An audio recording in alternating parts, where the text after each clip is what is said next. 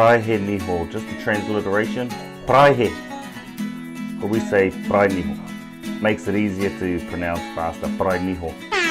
Kai te prai niho au, I'm brushing my teeth. Pe niho. Hapai. Praihengia. Praihengia or mukungia. Mukungia. Muku is a scrub.